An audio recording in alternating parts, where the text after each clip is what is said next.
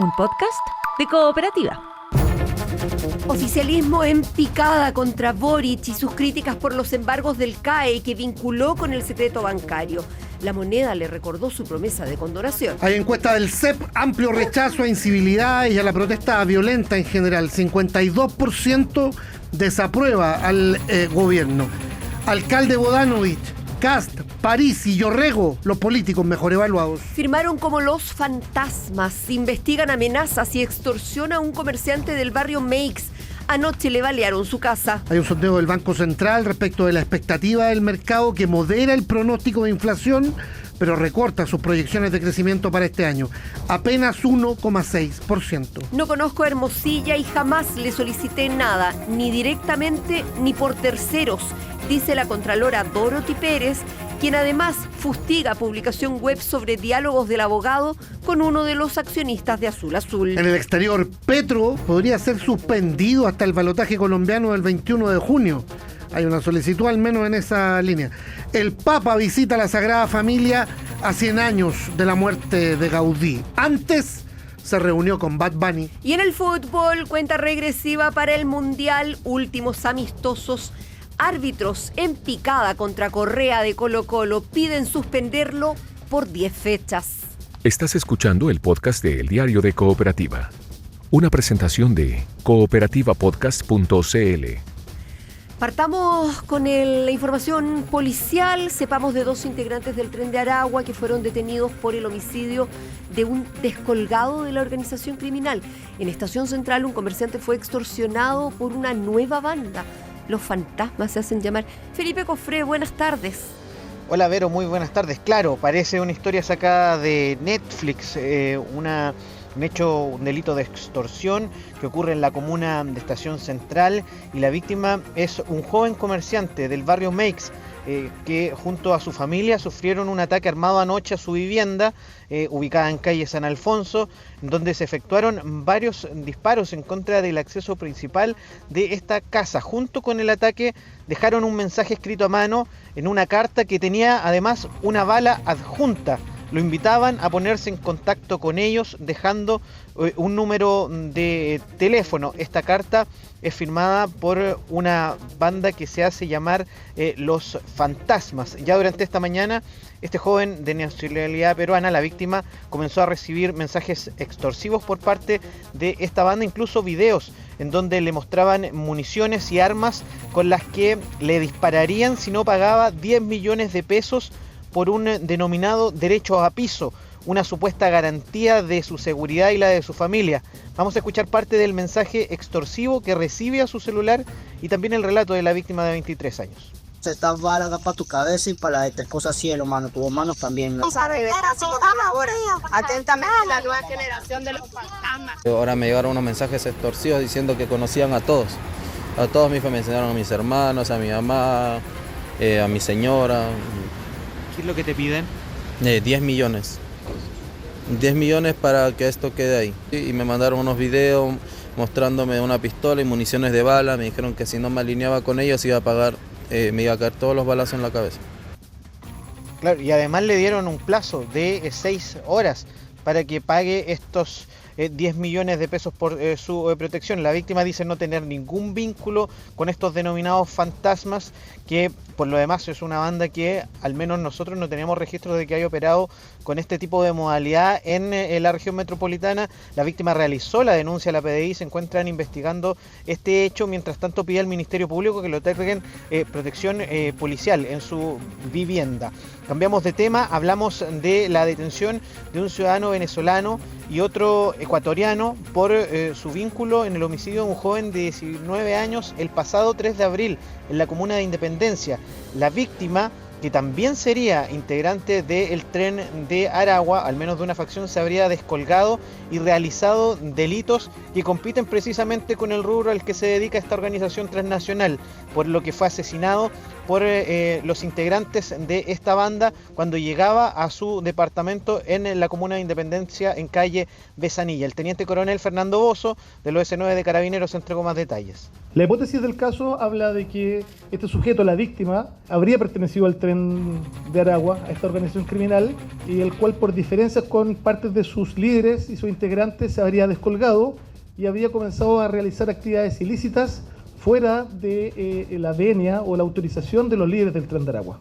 Es así que luego de múltiples amenazas, este sujeto es interceptado y es acribillado por, obviamente, realizar estas acciones ilícitas fuera de esta organización criminal.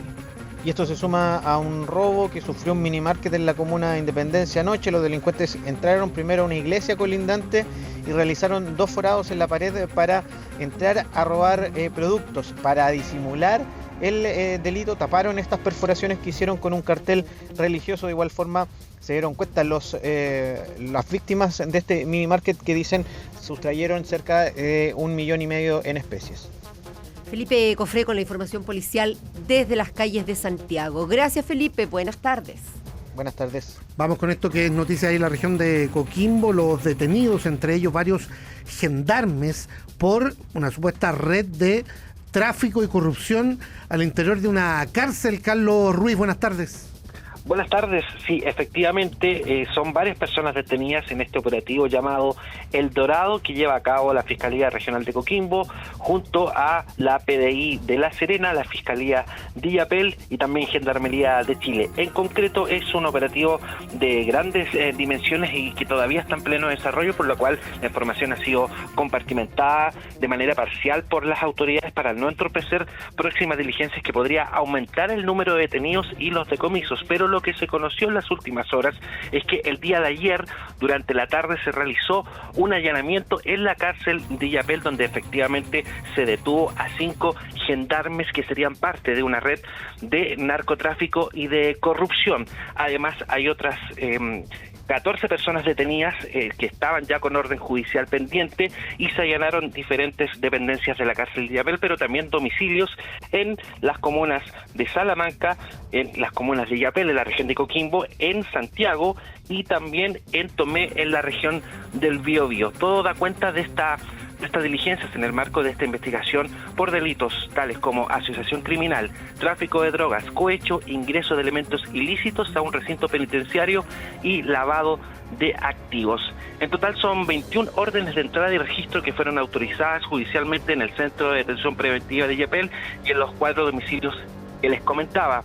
Durante la operación que se realizó el día de ayer y en los días previos, se han incautado teléfonos celulares, cannabis sativa, ketamina, éxtasis, clonazepam, dinero en efectivo. También se incautaron 5 vehículos motorizados, entre otras especies. En total hay 16 personas detenidas, 14 de ellas con orden judicial y 2 que fueron detenidos por flagrancia.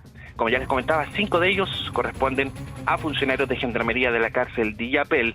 Las informaciones están en reserva, no hemos podido tener declaraciones oficiales todavía del Ministerio Público o de la PDI porque la investigación todavía se encuentra en desarrollo y para no entorpecer los próximos movimientos de las policías es que se ha decretado esta reserva de investigación hasta mañana, que se va a realizar el control de detención de estas personas en el juzgado de garantía de Illapel. Por supuesto, nosotros estamos muy atentos a cómo se desarrolla este control de detención y las próximas operaciones que están a esta hora realizándose en distintas comunas de la región de Coquimbo.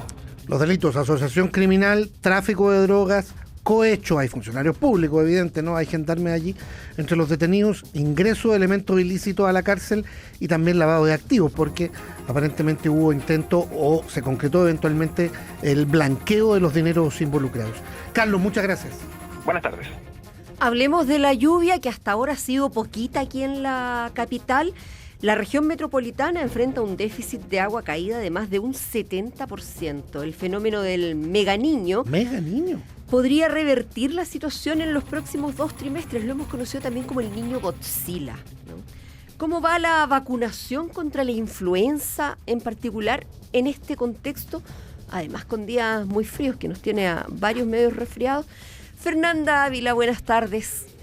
¿Qué tal? Buenas tardes. La zona central del país vive un año especialmente seco.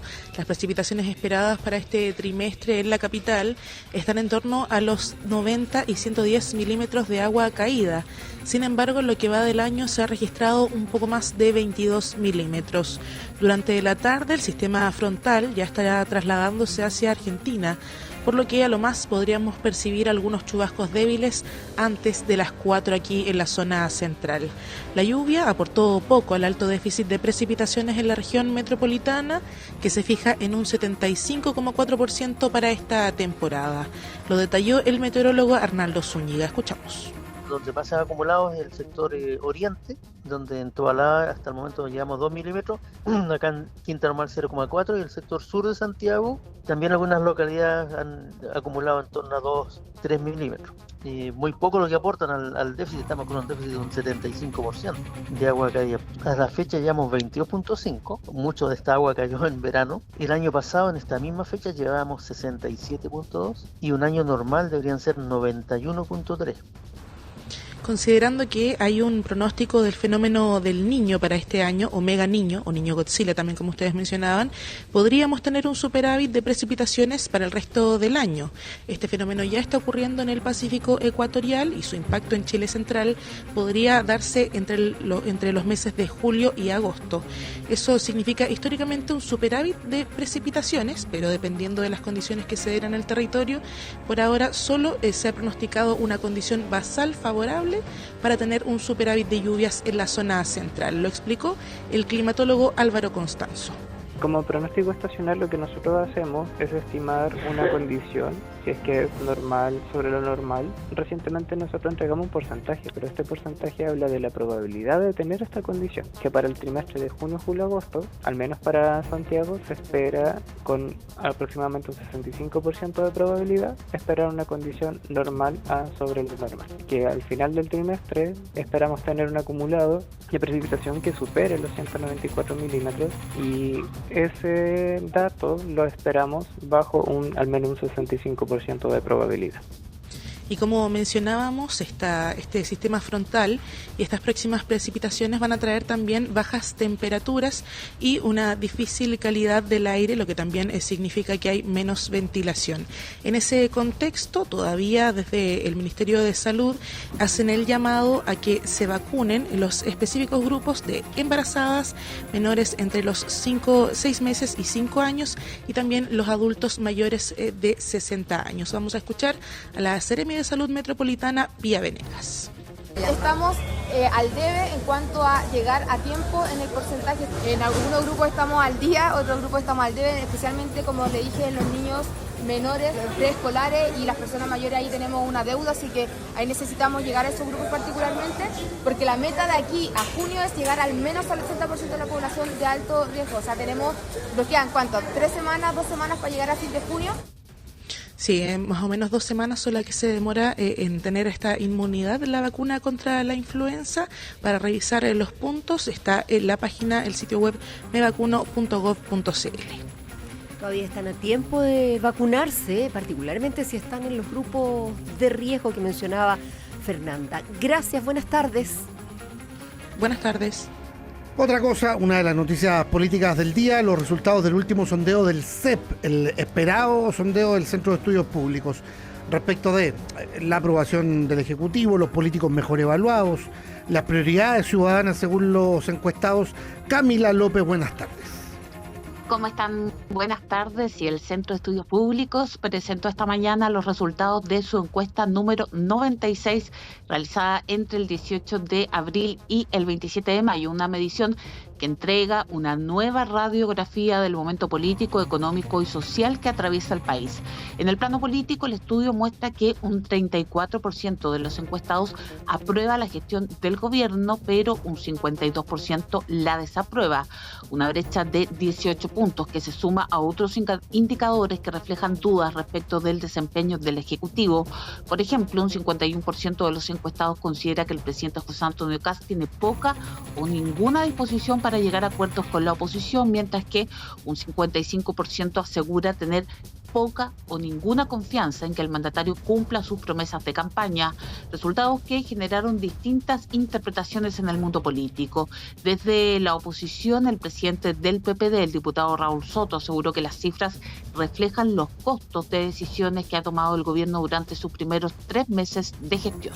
Son cifras preocupantes que dan cuenta de que han tomado malas decisiones en materia económica, muy mala gestión en materia de seguridad, muy malas decisiones también en materias administrativas y políticas y que están generando un clima de incerteza, de confrontación y de mayor polarización y división del país. Le está de alguna manera pesando sobre todo el traspaso y el alza en el costo de los combustibles, que fue una decisión política, la mega reforma de CAS que la gente ha entendido que beneficia a unos pocos en desmedro de las grandes mayorías, los recortes sociales, sobre todo en salud.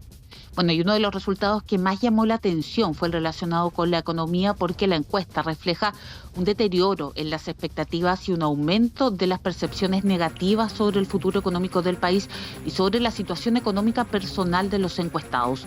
A eso se suma que un 49% estima que el gobierno debería hacer mayores esfuerzos para contener el alza de los combustibles, aunque eso implique un deterioro de las finanzas públicas. La encuesta también entregó una nueva medición sobre liderazgos políticos. El alcalde de Maipú, Tomás Bogdanovich, se mantiene como la figura mejor evaluada del estudio, seguido por el presidente José Antonio Kast, por Franco Parisi, por el gobernador metropolitano Claudio Orrego, quienes comparten los siguientes lugares del ranking. En el otro extremo se ubican las figuras con peor evaluación, encabezadas por la ex vocera Mara Cedini, por el ministro de Hacienda Jorge Quirós y por el ex candidato presidencial Johannes Kaiser. Desde el oficialismo, en tanto, el jefe de bancada de Renovación Nacional, Diego Chalper, defendió el desempeño del Ejecutivo y sostuvo que se han adoptado las medidas que corresponden frente a los principales desafíos del país. Pero yo al menos soy de la idea de que el gobierno tiene cada vez lunas de miel más cortas, eso es un hecho de la causa en nuestro país, y por lo tanto el gobierno del presidente Kast ha tomado las decisiones a tiempo, ha hecho los ajustes ministeriales que se necesitaban y, más importante, le ha puesto foco con todo al desarrollo de proyectos de inversión, a una agenda de seguridad fuerte como la está liderando el ministro Arrau, y también, y muy importante, en educación, en salud y en las emergencias sociales, poniendo un trabajo de gestión por delante. En el ámbito de la seguridad y la convivencia social, la delincuencia, los asaltos y los robos continúan siendo la principal preocupación de los chilenos, seguidos por la salud, la educación y el narcotráfico. Estos dos últimos temas, de hecho, registraron un aumento estadísticamente significativo respecto de la medición anterior. El sondeo también da cuenta de un fuerte rechazo a distintas formas de incivilidad, ya que más del 70% de los encuestados desaprueba la evasión del pago del transporte público y las tomas de colegios y universidades como mecanismos de protesta. Otros datos que dejó la última encuesta del CEP es que la Policía de Investigaciones, universidades, carabineros, Fuerzas Armadas, radios y municipalidades son las instituciones en que más confía la ciudadanía. Por último, en esta oportunidad también se hizo un apartado sobre natalidad, donde la mayoría respondió que la razón más importante para no tener hijos es que los niños son caros de mantener. Sí, por razones económicas. En el caso de los que no tienen hijos y no quieren tenerlo, y en el caso de los que tienen hijos pero dicen que con lo que está, con lo que hay, ya es suficiente. Hay razones económicas en ambas hipótesis de la CEP. Gracias, Camila. Buenas tardes. Estás escuchando el podcast de El Diario de Cooperativa, una presentación de cooperativapodcast.cl. Abrimos la página política del Diario de Cooperativa, tomamos contacto con el Congreso para saber que con cuestionamientos por el secreto bancario y los embargos a los deudores morosos del CAE, reapareció en redes sociales el expresidente Boric. Desde el gobierno y el oficialismo le respondieron con dureza a sus críticas. Jorge Espinosa Cuellar, buenas tardes. ¿Qué tal, Verónica? Buenas tardes. Ya la semana pasada, en una entrevista desde Europa, el exmandatario Gabriel Boric admitió públicamente que su nombre va a ser uno de los que esté en discusión cuando en 3 años más se estén barajando las opciones presidenciales. Ahora entró de lleno en la coyuntura nacional desde sus redes sociales al solidarizar con los deudores del CAE, a quienes la tesorería les está vaciando sus cuentas bancarias, y al señalar también que los mismos que justifican este castigo a las familias votan en contra de habilitar el levantamiento del secreto bancario. 2 temas de alto interés en que la intervención de Boric remeció de alguna forma el debate público, tanto así que desde La Moneda le respondió el biministro Claudio Alvarado. Yo le pediría al expresidente Boric que se refiera como corresponde a cada tema y no mezcle situaciones. Él hizo un llamado permanente durante su gobierno a que iba a condonar el CAE. Si no lo cumplió, No es problema de este gobierno que las personas que hoy día tengan ingresos suficientes, más de 3,5 millones de pesos, no van a reprogramar y tenemos el legítimo derecho de cobrar esa plata que corresponden a todos los chilenos. Hoy día, gran parte del problema también está motivada por esa promesa. Aquí en el Congreso, diputados de oposición advierten un vacío de liderazgo en el sector, lo que explica la irrupción del expresidente Boric para enfrentar a un gobierno que ha perdido la confianza de la ciudadanía, según revelan las encuestas, mientras que en el oficialismo lo emplazan de vuelta a hacer una pública autocrítica de su propia gestión. Vamos a escuchar a Marcos Ilavaca, diputado del Partido Socialista, a Benjamín Moreno, del Partido Republicano, quien negó la existencia de un acuerdo sobre el nuevo sistema de financiamiento para la educación superior, como plantea Boric, y también al diputado de RN, Diego Chalper. Como oposición no hemos sido capaces de trabajar de manera coordinada y hoy día el expresidente Gabriel Boric está utilizando un espacio que se encuentra vacío.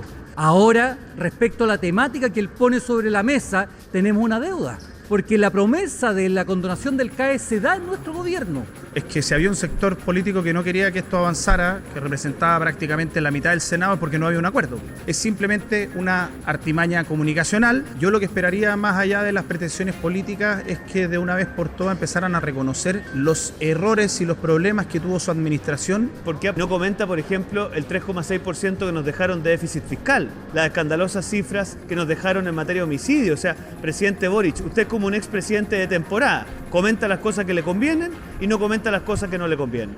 A quien posiblemente más irritó que Gabriel Boric haya roto su silencio de expresidente a menos de 3 meses desde que asumió el nuevo gobierno fue al senador Rojo Edwards, quien lo amenazó públicamente en un emplazamiento que fue respondido por el presidente de la Democracia Cristiana, el diputado Álvaro Ortiz. Si el expresidente Boric va a actuar como un activista de baja estofa, yo personalmente voy a apoyar la idea de quitarle el sueldo vitalicio que recibe por parte del Senado, porque desfachateces de esta magnitud no podemos tolerar.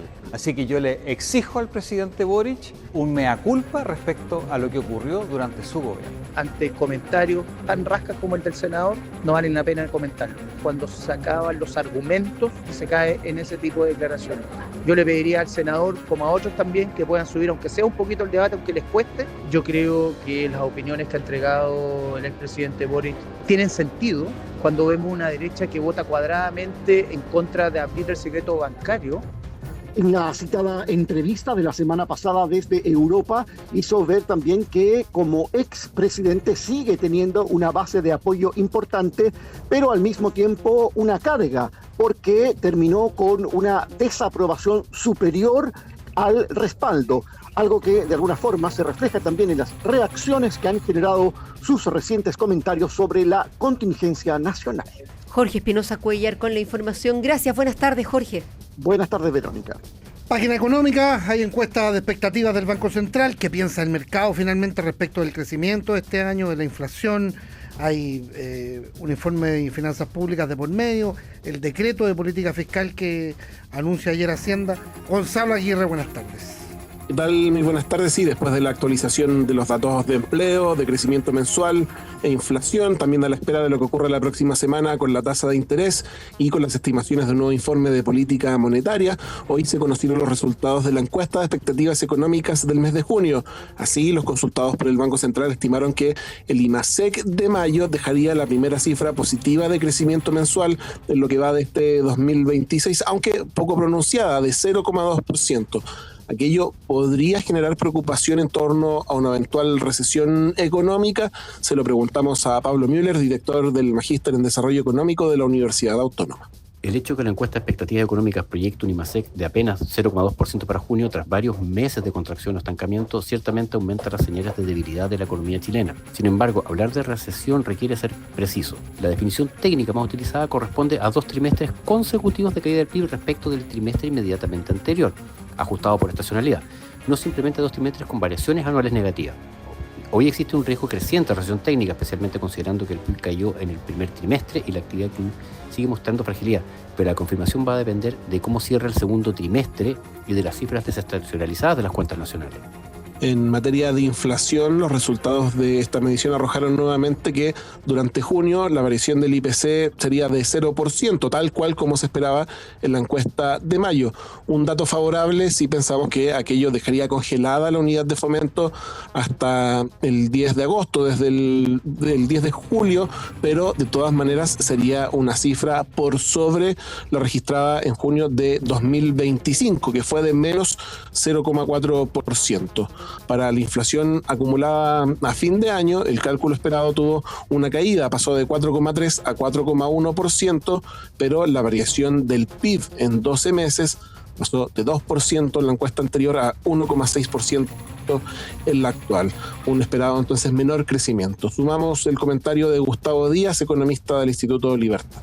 La mala noticia viene por el lado de la actividad económica. Todos los indicadores macroeconómicos que se están proyectando revelan un ajuste a la baja significativo, en particular el crecimiento económico de este trimestre, que hoy día apenas supera el 0,5%. Y eso se traduce necesariamente también en un ajuste a la baja para el año, y hoy día las expectativas de crecimiento no van más allá del 1,6%. Y por supuesto todo esto está apalancado por menores cifras de inversión, de demanda, del consumo de los hogares, que ya empieza a mostrar algún signo de desaceleración. Las noticias son mixtas, se avanza por el lado de la inflación, pero se pierde por el lado del crecimiento. Para la tasa de interés, en la encuesta no se avisoran cambios en lo que resta de este 2026 y se espera que lleguemos con el actual 4,5% a diciembre. Eso sí, en 11 meses se ve posible un recorte hasta 4,25%, nivel que se avisora incluso al 2029. Por lo pronto será un tema por el cual se va a pronunciar el Consejo del Instituto Emisor el martes de la próxima semana. Gracias, Gonzalo. Buenas tardes. Lo que está pasando.